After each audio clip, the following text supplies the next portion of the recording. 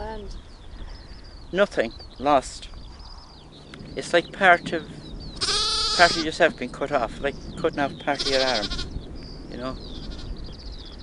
It's something we've been brought up with, and it's something that's been handed down.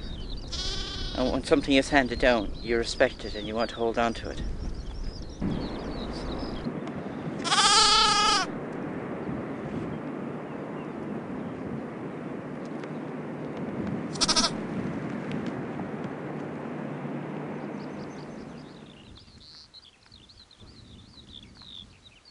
One of the largest areas of rare blanket bog in Europe is found in County Mayo.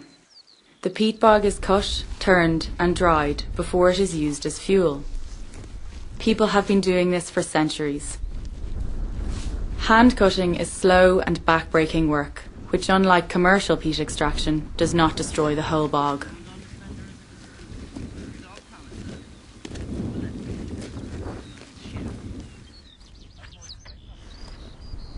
Part of your heritage, is it? It is. It's our heritage, you know. That's why. This is why we've been fighting, you know. Everything around us is our heritage, our land, back into our father's time and our grandfather's time. So it's worth fighting for, I think.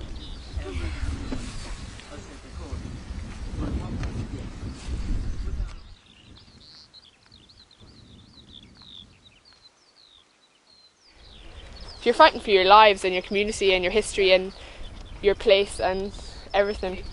I can't really visualise this not being victorious, because I just don't think it can be. I just don't see how that could happen, because people are fighting for everything here.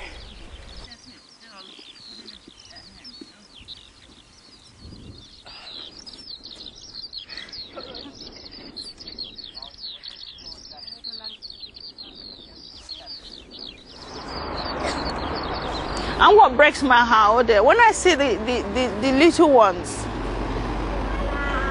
where you would have said they were born into this little community that is so wealthy, ideally.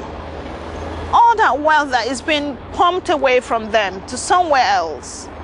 And then you look, it's like taking a crystal ball and looking into their future and you're like, there is nothing there. That breaks your heart. It breaks my heart. Whenever I look at them and I'm like, what are they growing up to? Nothing.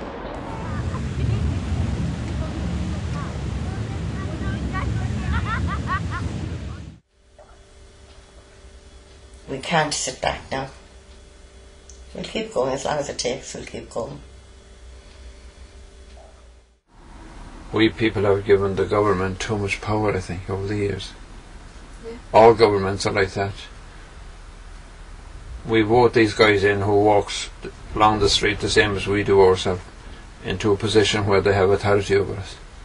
They seem to be taking advantage of their position.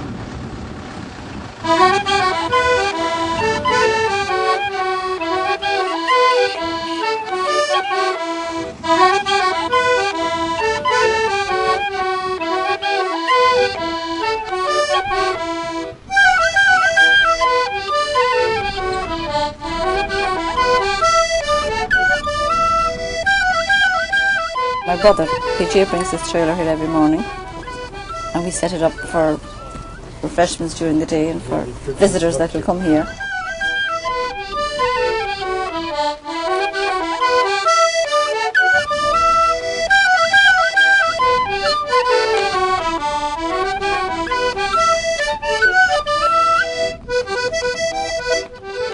I mean, you go away and do your bits and pieces in your jobs, but I mean, it's here that your mind is on all the time, and you want this to be stopped. And we say it's our, if you wake up with it in the morning, you go sleep with it at night, and you can have sleepless nights about it as well.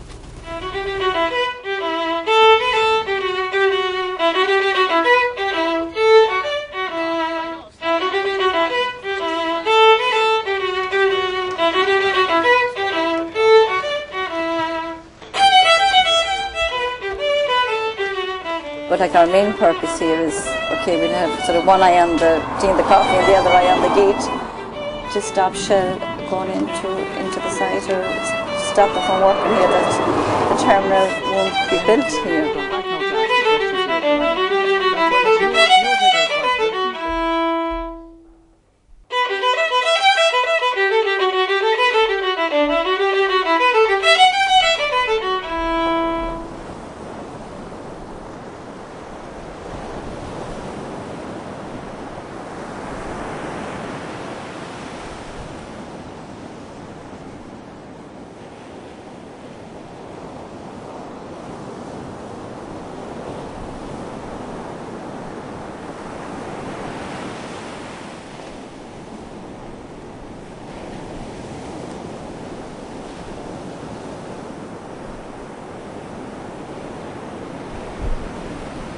Water runs downhill.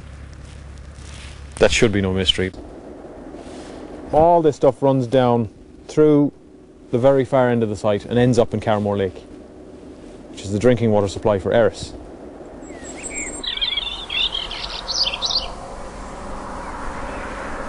There's nothing exceptional about this water except one thing: aluminium. It's very, very rich in aluminium. Well, the human body doesn't have any way of processing it and doesn't have any use for it. I suppose the most documented problems it would cause is brain problems, Alzheimer's, dementia, Lou Gehrig's disease, all these kind of things.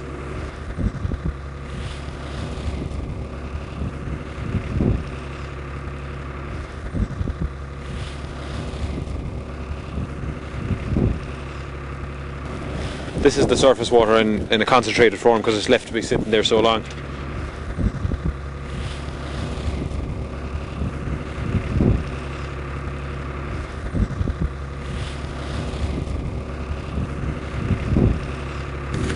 That's the metallic aluminium in suspension. It's so small it's dissolved in the water and it doesn't settle out. So that's it in its extreme form. And there are what we estimate to be well over 10 million litres of that stuff sitting on the site. The water obviously became contaminated, isn't it? And very unhealthy. And you know, children came out with lots of rashes and even adults. And the average lifespan in Ogoniland is like 30, 40. Shell as a company is committed to maintaining good environmental practices, and I think that's recognised throughout the world. Obviously we will maintain the same high standard of environmental practice here. And this is their solution to the pollution risk to Carramore Lake. Bit of second-hand fly. This is an organisation that obviously I'm sure the health and safety records will be like that, massive. Do they practice it? No. They go to countries where they think the people are so ignorant, they don't know nothing. Okay, we just wish-wash. We pay a few individuals and then we get in there and do what we like. And that's not on.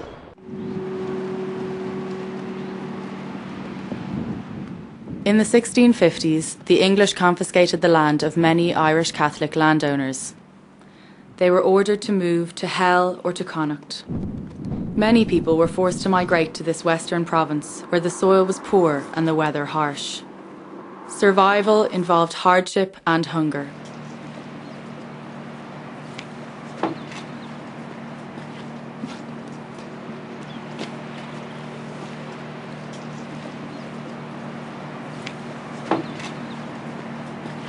Think of the people that are affected, and there are a lot of people affected. I think they thought initially this is a very remote part of Ireland and maybe nobody lives there and the few people who live there don't count.